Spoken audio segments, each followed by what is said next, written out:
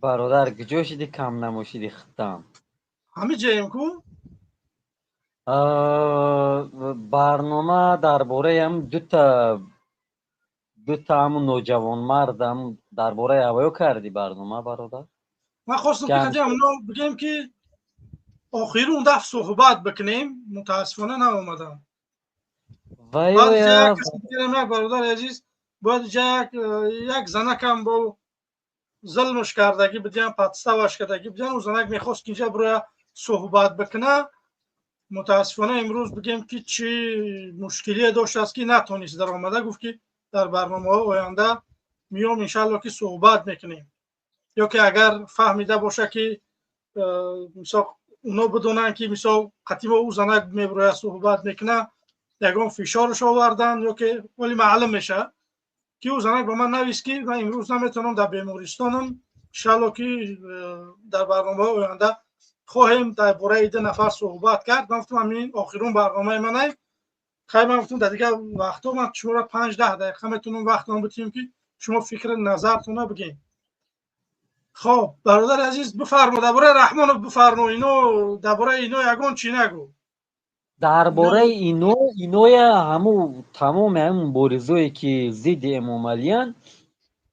همینوی هم شخصا همین جمشید هم دیگه شم هوششون در سرشون گیرن که چی کار کردن شما بله ضد امامعلیین چی ایجا سگ پیشک میکنین خطون رنگی یعنی ازور پوشیده گردین تو ویا خیلی کاری خوب نیست همه ما هدف ما باید امامعلی شود تنها امامعلی ایجا مثال درباره یک دو چوپلس دو احمق دو بانگی گپ زدن فایدهش نیست اگر که همو زنک یگان جلب داشته باشه وقتی که برآمد برنامه ده همو زنک خودش گپ زد تلفن گوشکی با برنامه کردی برآمد بعد میتونن که جمشید اینو اگر مرد باشن یگان ضرر رساندگی باشن حیوان بوری وای نکنن برایم بخشش پرسن یگان مثال گپی گفته زنک چی گپی دوره گپی میگفتگیشه گپ زنه هدف ما تنها امامعلی لعنتی باشه ما باید سرجم شیم من اینجا نوشتم چند بار اینترنت سرابی هم پرتوف چخشید هم نمیدونم چند بار درون برآمدم وای کردم برآوردیم چخیلی شد که نتونستم من اکه ایزاد کتی گپ زنم گفتم نوشتم اینجا دم سبشنده نمیدونم دیدین ندیدین سبشنده دیدی من برادر نوشتم کو من گفتم کتی اکه ایزاد گپ زنم بله برادر عزیز اوقات سبشنی را اوقات اهمیت نمیتونم داده برای که وقتی که هم استریم در اومدم همینجا نوشتم که ما اکی ایزاد کتی گپ زنم اکی ایزاد باید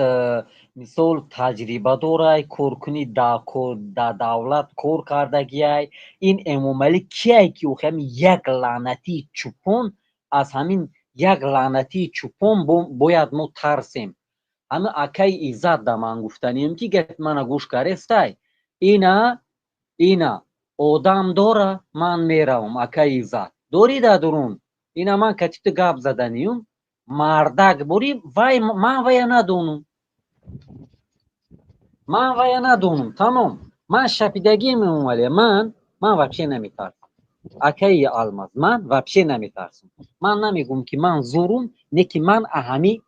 اهمی جونای کو نمیترسم من شپیدگی میوماله باید مردم جمع شود تمام اکای عزت که دیگه بزنم تشکیل کردن گیرن باید جمع شویم همون اکو مهدین کبریه گویم و یک ترمز امو حکومت دا امو امامعلی لعنتی دو دیکتاتور خیلی کاره گشتن توزیره اگر که مهدین کبیری اگر ترمزی نمیکرد ملت به این وضعیت بد گرفتار نمیشد این مینه شخصی منه مهدین کبیری وقتی که برنامه میکنه وقتی مردم نمیتونه این همه شخصا خودت الماس برادر من ایقا گپ میزنم اگر که نشد من جا بس میکنم گفتی مردم پراکنده شد دیگه برادر با هم حوز همی وقت برادر وضعیت عزیز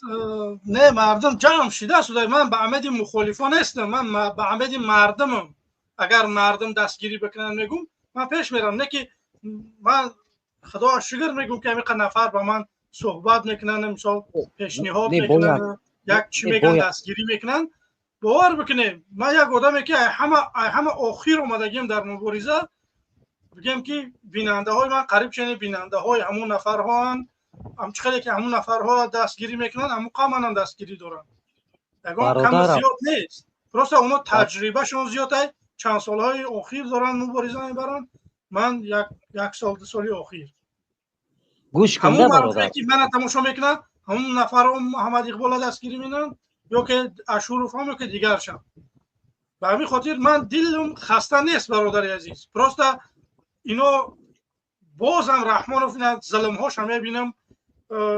بازم بگم که ظلم داره من یه باره موتیواسیون میگیرم که значит من در راه حقم که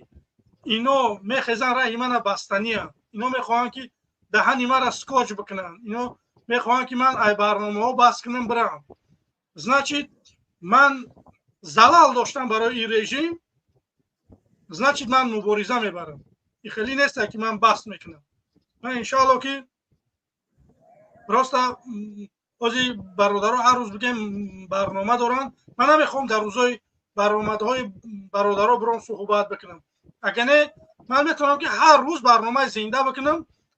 بگم که مردم جمع بکنم تسته من میتونم این کارا بکنم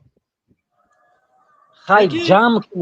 برادرم از من داتی چی گفتنیم تو نگو که انا وای شوایی با من بحث میکنم ای گپا واقعی گفتم شرط نیست ای کاری خوب نیست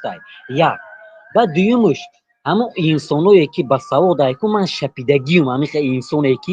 سواد داره سواد چگیره در قفاش بزنه آخی ایجاد نار بوری و حرکت کردن نکنه من سواد دارم گفته یک از گپ زنه یک از تلفنش کنه تلفنش نه برداره من شپیدگی نیستم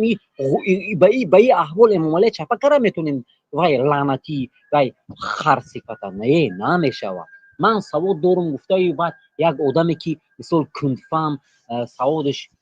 کندای گپ زنیش خوب نیست مثل گپ با اوی گپ جمله بندی کردن نمیتونه یکی میخواه که همون رژیم از بین روه مثل یک بسواد بعد میبروه مثلا برنامه دا گپ میزنه مثلا یک آدمی با سواد شدگی مثلا پریمیر نگوی مهدین کبیری و اکای محمد اقبال و دیگه پریمیر رو وارستم هیچ کی دیول نامکش بوری خودش دا نکشه بعد او خای با سوادای خدا دادش علم دادای سواد دادای و اکرو او بخندایو مثال او قد دقت نتیه نه باید آدم خیلی نشوه یک دویمش که همون انسان برادر عزیز همش ساز میشه دویمش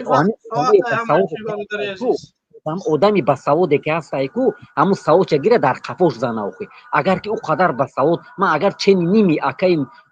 همون محترم مهدین کبیری با سواد میبودم اگر که من در همون جوی هوای میبودم نیمی هوای با سواد میبودم که اموله در هم درون کوز میموندمش دفش میکرد والای قسم آخی آدم ملت بی قدر ترمز نمیشه اوخی اونا شاو برای اوخی خیلی دیکتاتور من دیکتاتور قبولش میکنم مهدین کبیریه من این مینه ایمانه دیکتاتورای بله اگر که اگه توکل برادر عزیز من دچ حیرون میشم باید ما اون نفرها گیلگیر نباشیم یگان خفگی نکنیم اونا نکرد همون توکلش به خدا بیا منته بکنیم به خدا من میگم که همین برنامه دا باید ما یک کاری نکنیم که حاضر نفرها مخلصی کبیری زیادتر احمد ما حاضر کبیری دا سیاه بکنیم کی طرفدار ما میشه و همین خاطر توکلش به خدا نکرد تمام وای همین قمیتونه برادر عزیز من نتکی میتونم ایو زورتر بیا بریم بکنیم به خدا ما نباید محمد اقبال نه کبیری نه اشورف نه نمیدونم نفرایی که امروز دارن مبارزه میبرن باید ما اینا رو یگان چی نگیم برادر عزیز سنگشون هم نزنیم دستشون در نکنن همینا بودن که همیقا کردن اگر نمیبودن باور بکنن برادرم این با فرجه بعد چی نباشم اینو برادر عزیز اونم مردک با فرجه من به فرجه اینا من میگم که بیای سرجم شیم باور که خطی یک 4 نفر دیگه من با این 6 نفر نمیتونم برم تاجیکستان بگیرم من اگر برم من گفتم 1000 آدم اوست باشه من روزی میدان اعلان میکنم 10,000 گفتم نمیشیده ما همین لااقل 1000 آدم بیایم که بدرویم تاجیکستان من روزش اعلان میکنم میگم فلان روز میخزیم این مردم تاجیکستان بیزاره رژیم. من خاطر چند حکمدار صحبت کردم میگن که مسلمان هم شما یه بار بخیزه بعد میگه آقا کیام کسی شما تیر نمیپرونه نه که ما خودمون نمیخیزیم ما میخیزیم کبیری اگه نگار میکنیم بسم الله تا دیگه شد که مثال شما یگان کار نکردن ای برادر عزیز این وطن ایا کبیری نیست ایا رحمانوف نیست ایا من نیست باید ما هممون بخیزیم یگان کار بکنیم های اخی کبیری خواهش میکنم بود دادرون بود اخی گوش کن عمرعلی قواتوف گوش کن ده منه همین عمرعلی قواتوف برای چی در او بیرات کردن اخی اگر رنگ همین نار یک تای دیگه می بود همین اکای محمد اقبال هم قدر در بین مبارزه همین ایوزی اکای محمد اقبال من کنکریت قبول دارم نار رستم میگه همه چه دارود میکشن که میشپه اگر که همین یگون خطایی کرده باشه همین گوه میگیره دارود میزنه گولد میکنه روتا همین نودین کی عمرعلی قواتوف برای چون بیرات کردن در عمرعلی قواتوف ای اکای محمد اقبال من افضلتر میدونم برای وای کو واپشه نار بود فهمیدی برای چی وای پروندن برادر عزیز پروسه او جواب امن بدن رحمانوف چون نمیتونه در اروپا بیا یا مخالف بکشه میتونه که نمیکنه برای کی او ترکیه نمیدونم ترکیه سویتسکی سایوز یا همش قریب دیکتاتوره تا او جواب لوبای کار کردن ممکنه کو مردک باشه در اروپا یک اپوزیسیونر یک مخالف کو یک دپاش خار بزنه نمیتونه میتونه 100% نه که نمیکنه برای چی برای که اینا سخت‌تر میگیرن رحمانوف برای که باید دیکتاتورن باید میفروشن باید سهراب ظفر با چند نفر همون ترکا بگیم که علش کرده باید سهراب ظفر نمیداد سهراب ظفر پناهنده ترکیه بود نه که گرفت دادش این چی نشان میده دیکتاتوری حکومت نشان میده وقتی که دو نفری که در ترکا در کار و دو نفر بگیم این دو نفر اینا رو علش کردن تمام سیاست تغییر بخوره اگر بگیم در اروپا هم یک روز به یکی رحمانوف که بیا مخالفای من نبتیه من همین بگیم نمیدونم تیلاتون میتیم نمیدونم سویتون میتیم برای اینا ویگت نه ما چیه میتیاد میگم من رحمانوف این دنیا همین خیلی و همین خاطر باید ما سرجم بشیم یک کاری بکنیم یگان نفر اگه نگار نکنیم نکردن توکلشون به خدا باید ما بکنیم من همین آمدگیم که ما باید یگان نفر نگیم که تو نتونستی نتونست بیا من تو بکنیم برادر عزیز بیا گوش کن میگیم این همین خطی یک چند برادر اندری باید خیلی چند نفر دیگه که در واتساپ خطی من در تماس هستن میگم برادر عزیز بیای کار بکنیم بیای او کار بکنیم دیگه برادر عزیز من اگر بدونم که 1000 نفر در برم است به خدا قسم که من میدونم چیکار بکنم دیگه متاسفانه خود در دولت دیگه این برادر در جای دیگه من یک نفر داخل تاجیکستان هست یک دروغ نگم چند نفر هست در تاجیکستان نه که نمیشه به این قوادم باور بکنید اگر بشود به خدا که من آماده ام که یکم در تاجیکستان بدونم متاسفانه من همون نفرها در برم ندیده شدم من ببینم چون من نرم مبارزه نبرم رژیم نشکنی و همین خاطر خوش میکنیم برادر عزیز که ما باید معلومات نزنیم گوش کنده برادر همین میگی که کارکنای دولتی بیاین انا شما ما هم میخیزیم هوای برای چی مرغ باری همجا ایستادین در پیش امام علی میستن مرغ باری ای اخی یا خیلیش اوناش او برای کلاش کلای خر باری اخی اونا تاو برای اخی نومردن فهمیدین مرغن تلخه کپن اخی جان تا میگیره اولادتان نیست میکنی شهید میتوی همین لعنتی گیر پولشمون مادری وای من تجاوز کنم امام علی لعنتی گرفته و بیرات میکنی تمام وای همین تنو دشمنم تحقیر نکن که در آرام باش نگاه کن ما اگر مردم بخیزیم اون نفرهایی که در داخل کار میکنن باور بکن این نفرها یگان کار نمیکنن نسبت ما ولی خودت بگو که اونا چو وقت چون نمیخیزن برادر عزیز نگاه بکنه ما در برنامه همون میبریم میگیم که رحمانوف چند نفر دیگر نامبر میکنه، میگیم اینو ظالمن، بگیم که قانون شکنی میکنن. باز اگر ما بستیم برای همون نفرهایی که در امروز در رژیم رحمانوف کار کرده بودن، برای اونها همین رژیم ویگد نه، برای که ما فقط بیایم او عدالت میایم او آزادی میاد دیگه، اونو نه سوم گرفته میتونن نه یک نفر، نه یک کس ظلم کرده میتونن، برای اونو ویگد نه نیست. به همین خاطر اونو یگان چی نمیگن تا سکوت کردن رژیم رحمانوف. وقتی که ما غلبه کردیم بعد میبینی که میان دستکاشو رنگ مو هندیا وره همیخه کردگی بیای میگه ما برادر شما بودیم، ما قطعی شما بودیم، در وقت شما قای شما مبارزه بودیم، ایدرن ما قای شما صحبت میکردیم، ما همون نفرهای باور بکن. خیلی خیلی نو دپرکنته انوخی اوخی همو مثال هدفشون مثال نیست که نوبت چیدن امام علی. اوخی خیلی آدما همو ضرری امام علی در همو حیوانای هم میرسه، ضرری امام علی در همو انسانایی که طرفدار امام علی هن. لعنتی ها من گوش کنین، امام علی همو ضرری هوایی در همه شما هم میرسه. برای هوای مرد شوین کنجقین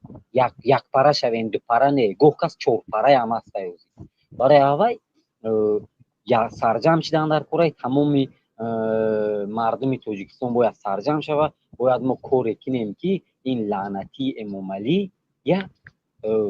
این باید نمرده این قبیدن در کره یا نگریخته این هم میگری کلش میمونی همون پایتخت پارکی زو پارک میکشوی بین حیوانو در سرش میتی لعنتی زمستون تابستون همونجا علف خورده گرده کتی حیوانو. بعد چی گفتن نمیجدم خیلی من ایجا اوخی قهرم میکنه. مثال همو شخصانی بودن که پیش میتونستن که تغییر تیان، اوخی صبر کردن، سستی کردن، به همین وضعیت مردم گرفتار شده. بعد به هم اونو همه کردن برادری عزیز دیگه، باید ما دامی این چیزا نگیریم که اونو خطا کردن، اونو نتونستن. خیلی اون نتونست، بیام ما بکنیم. اینم من پیشنهاد دارم مسلمانو، ما باید سیاه نکنیم، باید ما خودمون بکنیم. نتونست تمام توکلش به خدا، بیام مناطق در میدان بدرویم، بیام مناطق بیرق بریم برداریم در تاجیکستان. به خدا این کار نیست. پروسته من هیچ نمیخواستم خیلی که بیان نگم. برادر عزیز در من وقتی نماز شده انشاءالله که در برنامه آینده صحبت میکنیم. من میخواستم که آخرون گفتم من انشالله و رحمان از الله مهربان امیدوار هستم که چی گفتم در همین رستم لعنتی تو حرکتی پرزیدنت شدن جای پدر خوگی لعنتی تا گرفتن، حرکتی جای پدر تا گرفتن نکن تو لعنتی. اگر خدا یکی نیم، اگر در جای پدرت شویم حکومتی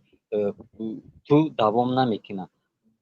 سال نمیره. اگر که پدرت مبادا مرده مونه جو با جو بیرد میشه. برای هوای تو لعنتی من دشمنی تویم، لعنتی من دشمنی اشدی همه تو اولادوی گشنه لعنتیم که ملت با وضعیت بعد گرفتار کردگی. من تو دا گفته سمتی لعنتی تو حرکتی پرزیدنت شدن نکن لعنتی که با وضعیت بعد گرفتار میشه پدر نوان. برای هوای نیکیم اگر امام علی مرده مونه ای اولاد